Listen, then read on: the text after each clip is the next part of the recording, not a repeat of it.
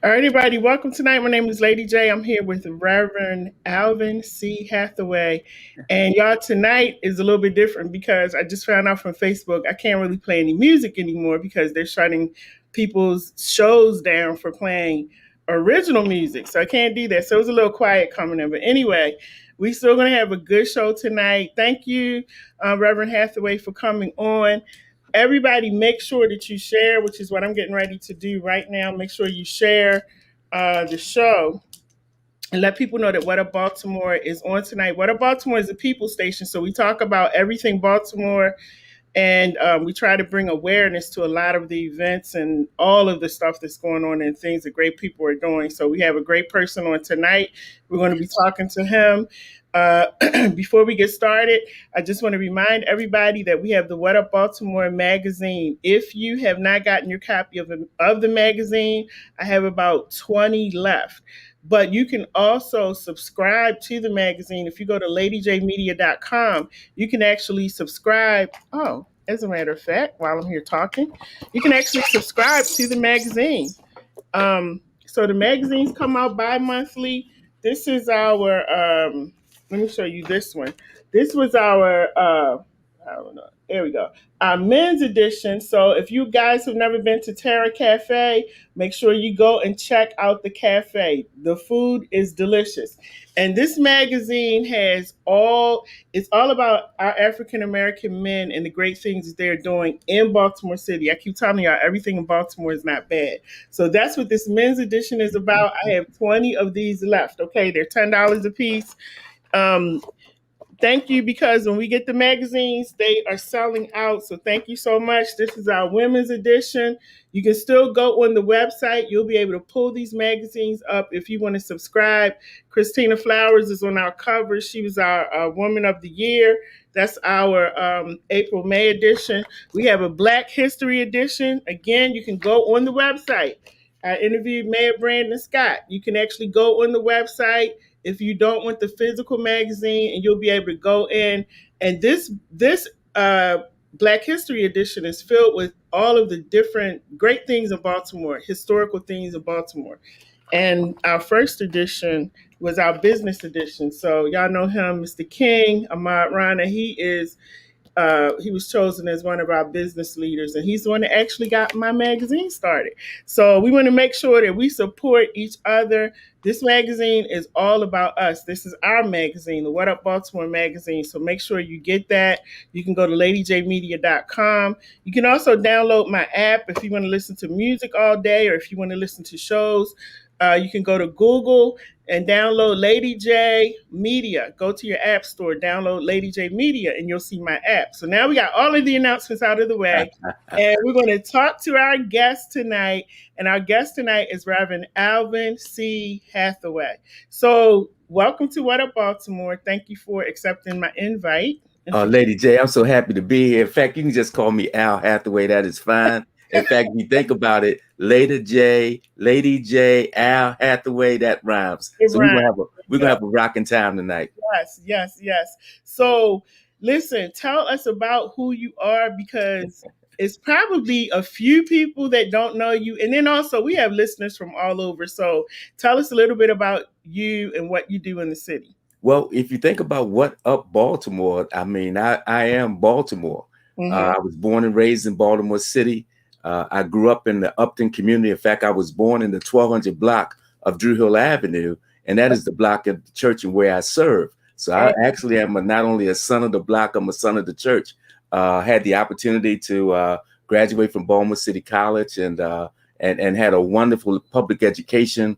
Went to various schools. I went to Coppin. I was a part of that amazing experience there. I went to St. Mary's Seminary here in Baltimore. I went to United Theological Seminary in Dayton, Ohio. I went to Harvard Divinity School, and also went to Regents in England. So I've had a diverse experience. I've lived in different parts of the country. I lived in Richmond, Virginia. I lived in San Francisco. I was in Midwest in Chicago, but Baltimore is my home, and I've been able to serve in ministry for better than 25 years, literally in the same neighborhood of where I grew up.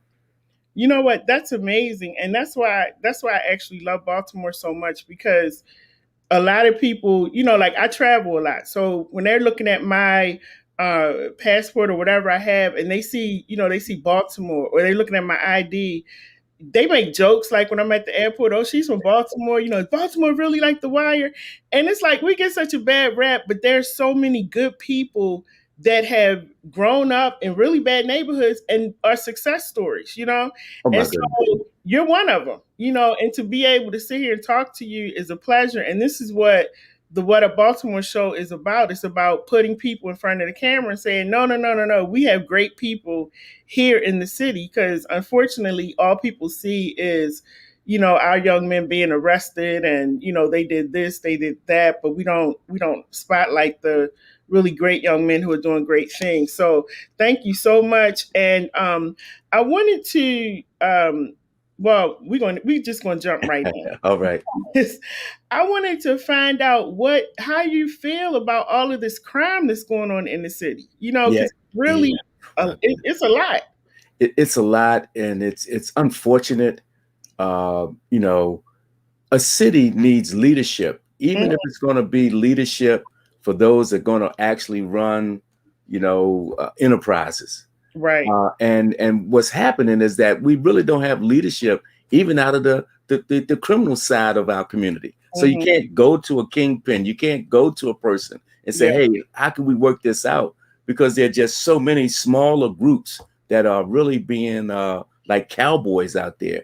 Yeah. So it's different now. I mean, I grew up in Baltimore. I remember, some of the famous names of our city. Mhm. The Mr. Melvin Williams and others of that ilk. And you could go to them and you could say, because they control neighborhoods and areas. So you can Right. go to them and say, hey, let's work something out.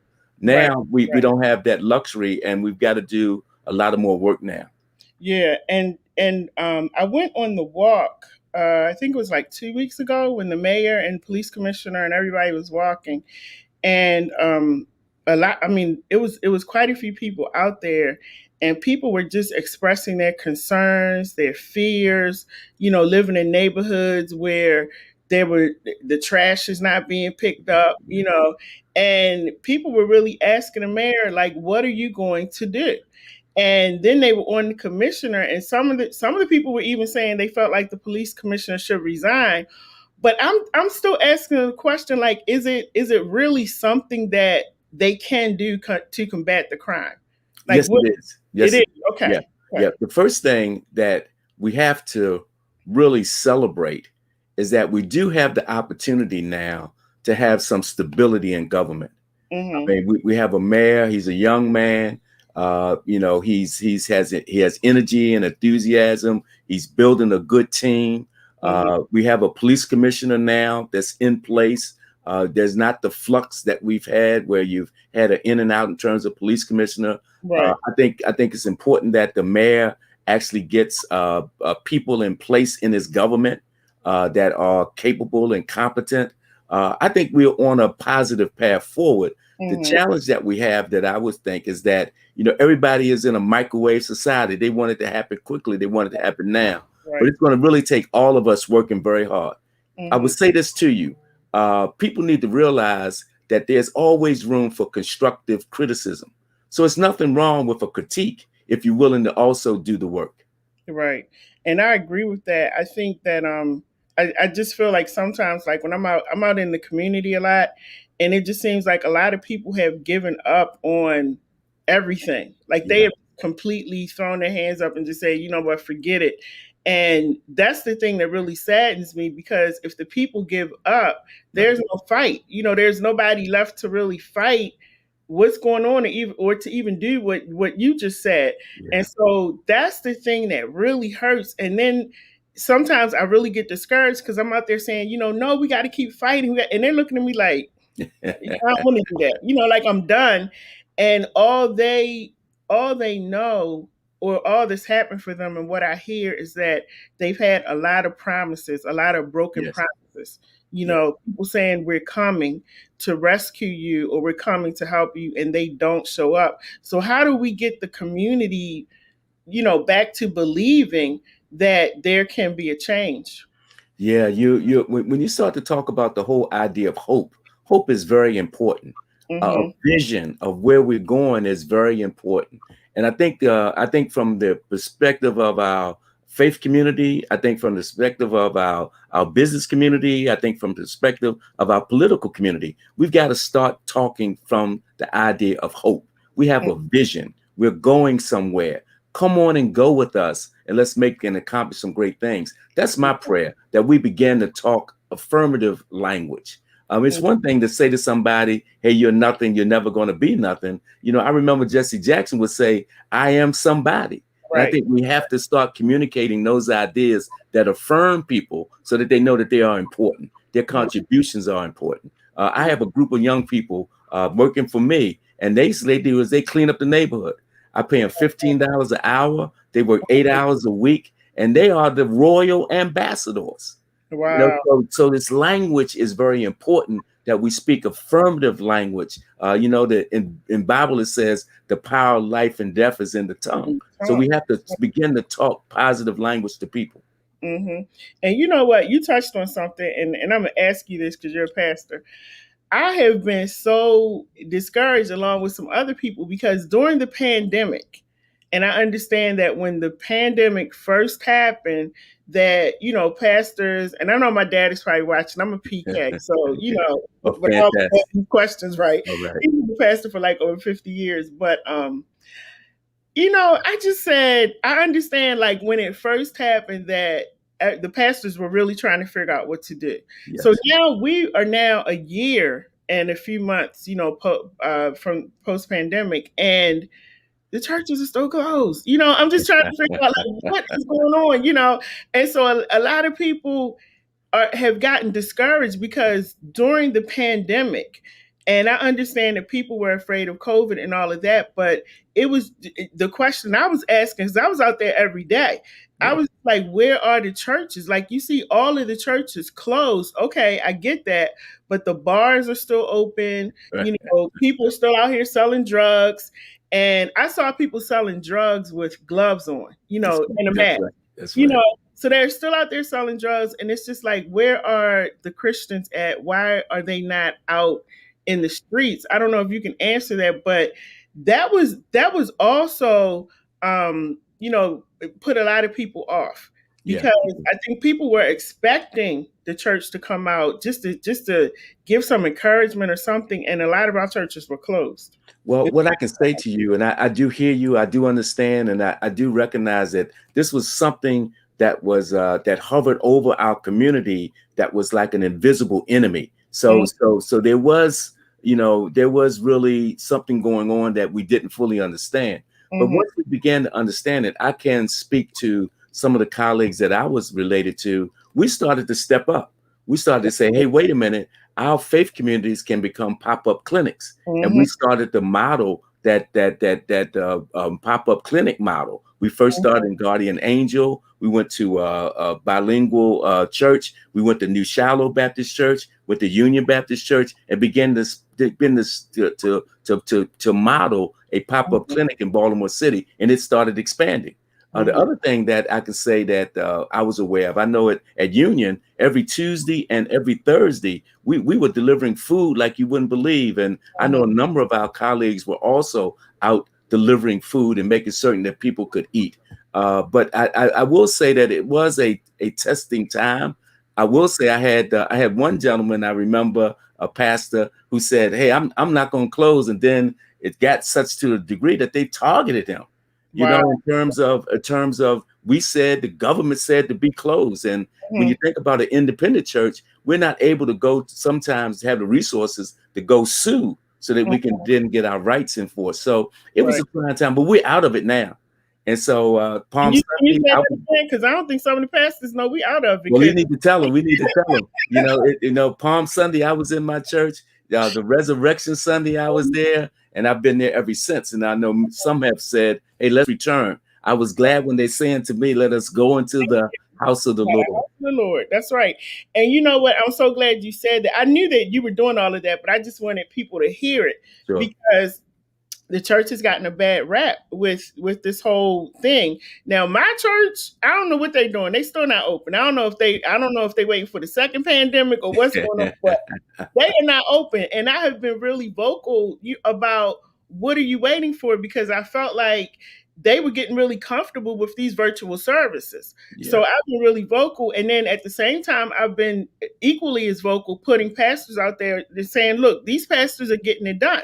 So, at what point in time do we say, you know what, let's get off a line and let's go out here and help our community? Because that's what God has commissioned us to do too, to go into all the world and preach the gospel, not just go in and out of the neighborhood, driving in and driving back out, taking up their parking spots, pastors, but get out there.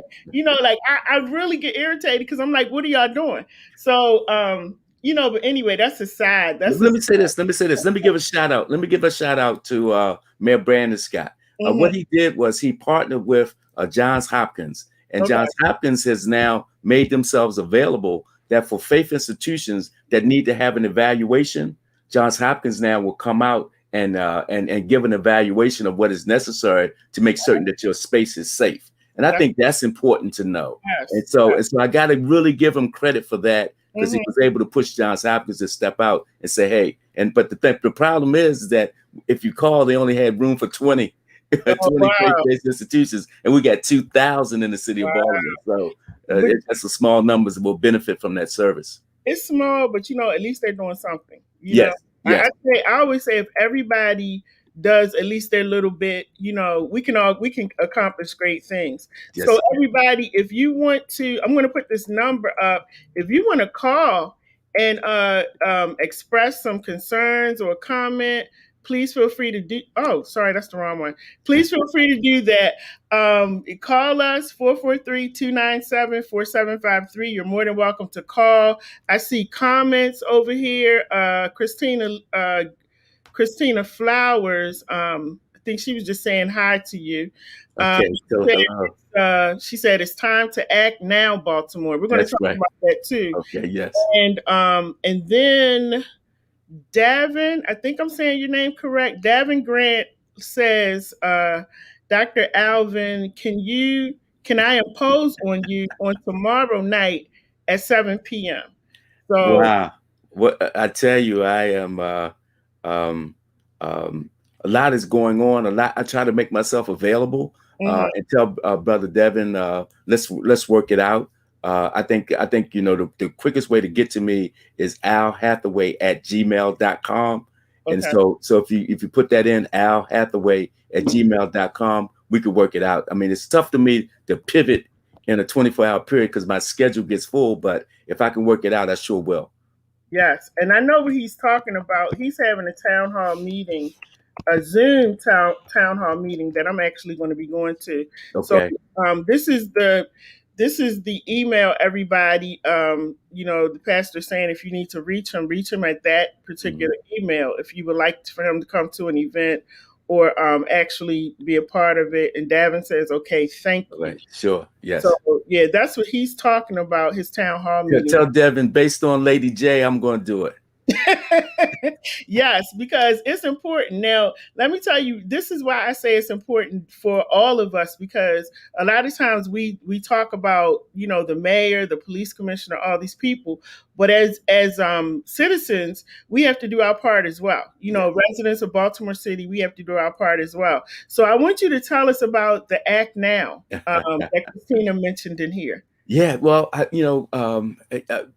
people may not realize that I grew up in Union Baptist Church. Mm-hmm. So I grew up under the baton of what they would call the Goon Squad. So Reverend Vernon Dobson and all of the activism is just baked into my DNA. Mm-hmm. I was a young child and carrying placards when we were picketing Gold Seeker Foundation, not the foundation, but Gold Seeker Realty, around how they were using installment contracts, where African Americans thought they were buying a for sale contract. Turned out, in fact, it was an installment contract, and they weren't owning their homes. So I was a young kid walking around in the picket line then.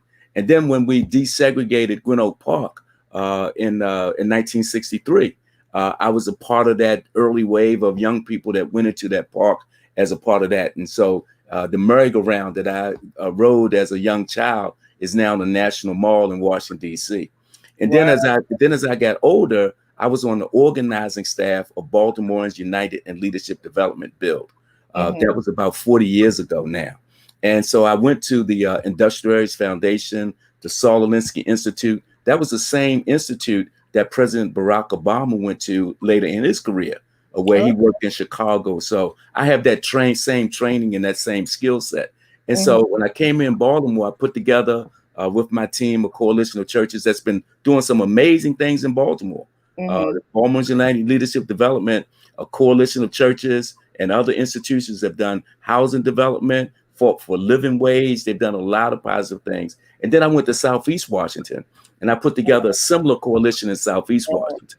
And there we did similar things there. Then I returned back to Baltimore and began to work in community economic development. One of the things that people may not know, the whole idea of Coppin Heights there at Coppin State College was one of the areas in which I worked. I helped stand up the CDC that's doing the lumber mill and all those things. So I've been embedded in community economic development. Now, as an older gentleman, one of the critiques that when I was young was that no one would show us how to do it. And so no one knew how to do it. So I said, well, why don't we create a mechanism, which is Act Now Baltimore, accountability, credibility, transparency, so that we can begin to introduce another generation of faith leaders into how you do advocacy, but advocacy with an idea that you not only complain, but you also offer solutions. That was the key. One of my big issues in Baltimore was around bank disinvestment. And I ran a whole campaign around bank disinvestment. But at the same time that I ran the campaign on bank disinvestment, we organized Harbor Bank. So sometimes we see advocacy, but not understanding that the genius of the Black community has always been we could offer solutions. And that's the idea of Act Now Baltimore. We talk about summer learning loss, but we also are getting ready to model a program that will help a significant number of young people on how to do learning correctly. So it's a whole host of things. People see us and they see us talking out or speaking out. That's just because we want people to know this is a platform for them. Right. It's not a place for us. I'm an old man now. I don't need any more publicity. But what I do want to make certain is that the next generation has a platform of which they can be respected, in which they can be recognized, in which they can develop relationships so that we can get things done. Wow. And you have something coming up in July, right? Yeah. One is we've had a number of conversations. One of our big things is going to be, we're going to do a live town hall. That's going to be on July the 26th. And in that one, we've been talking to persons who have experienced community life in a very visceral way. And then we've also talked to police officers that had a real heart for the city. And we've talked to a number of people. So we're going to have a major town hall. It's going to be live. It's going to be on July the 26th, 7 o'clock. And it'll be on broadcast across a number of mediums. My partner and friend is a gentleman named Armstrong Williams. People see Armstrong as a conservative, but he's really a brother at heart. And he and I have been friends over the years. So he's going to host it. But then we're also planning, as a prelude to that, we're planning to have and call together people of goodwill and what we're calling a people's plan. And that's going to be July the 16th. And that's being planned right now. Where we want to base all the ideas that people have around crime solutions. We hear about Safe Street. We hear about ceasefire. Those are good. But there's a whole array of people that have ideas. And we want to make certain that they are heard as well. Okay, so July 16th, that's on a Friday. Let me just, excuse me. I'm sorry. Thanks for pulling it out. It's July the 14th. It's a Wednesday. Okay, so July 14th. And what time is that again? We're looking at 11, but we'll firm that up. But it's looking at 11 o'clock. I'll come back to you and actually firm it up. We're planning it right now, but that's the day. It's going to be July the 14th. And then what's the other date you said? The other date is July the 26th. That's the last Monday in July. Okay. Is that going to be, so will it be a virtual thing? It's going to be on TV live. It's going to be on social media. It's going to be all over the place. We had one in April that was on education. And we Okay. ended up with over 1 million views of that particular Wow. town hall. So we know that this is going to be even more powerful because we have some amazing persons that are really subject matter experts that's going to be a part of the panel. Wow. That's awesome. That's really awesome.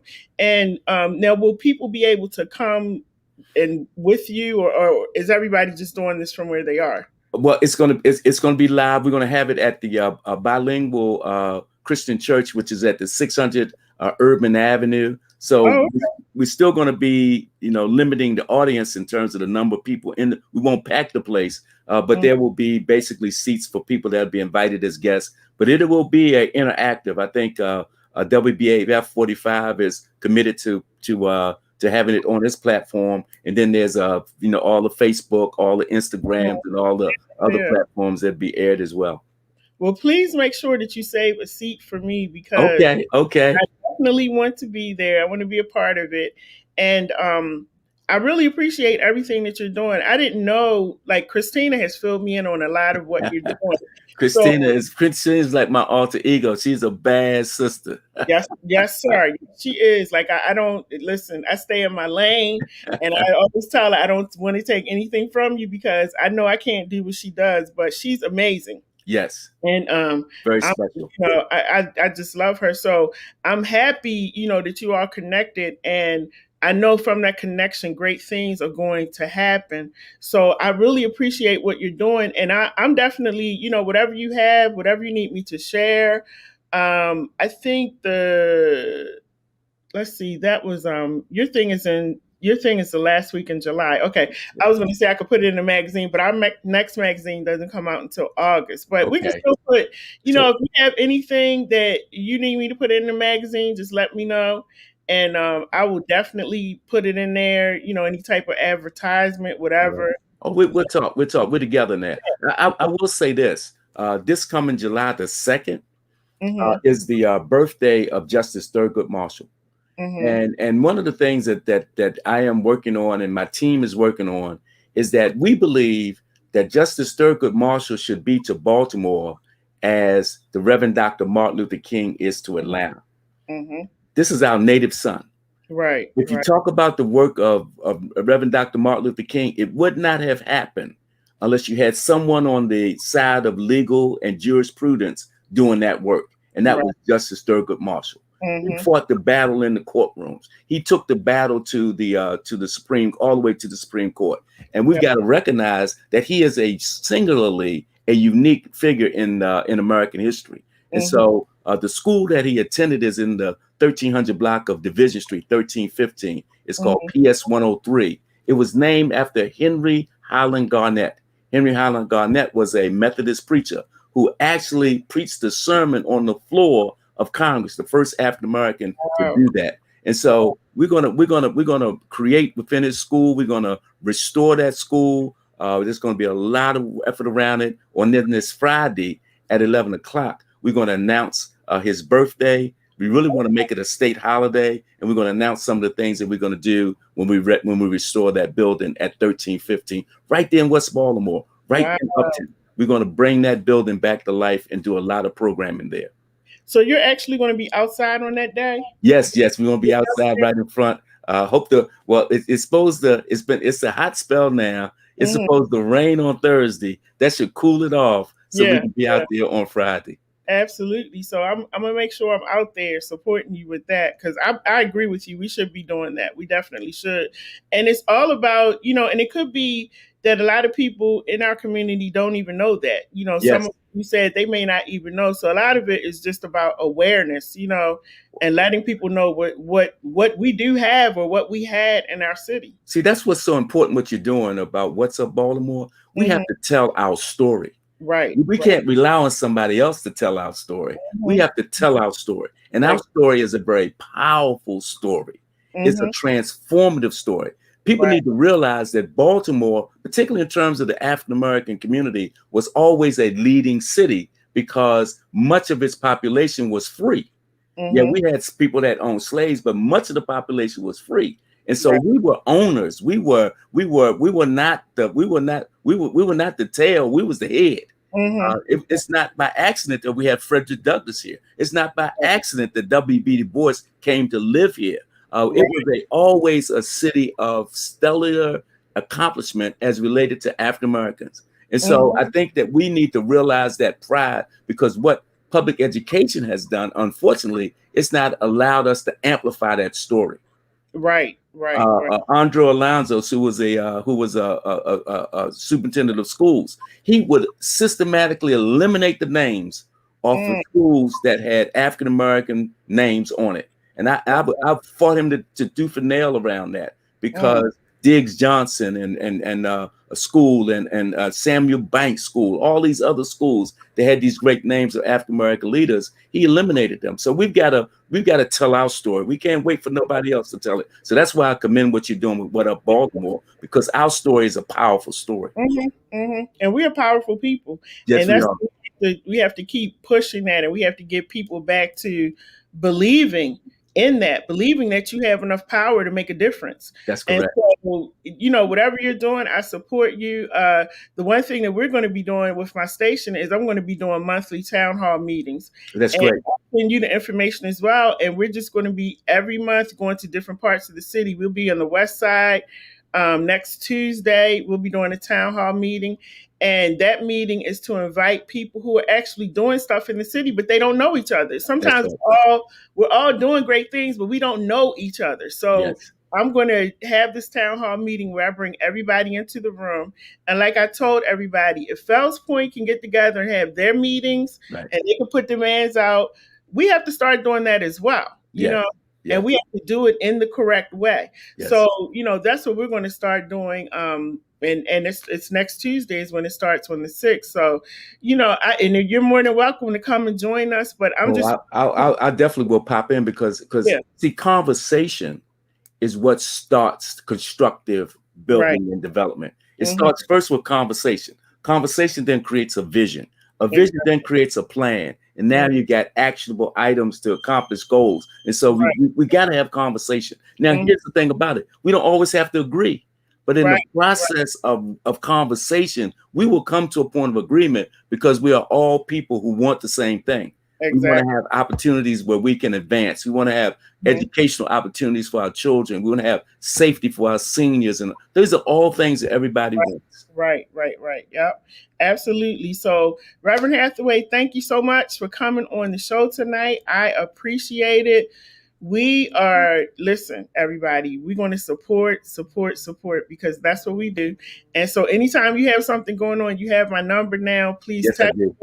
Let me know. I'm always out there. So the only time I'm actually at home is when I'm sitting here doing these shows.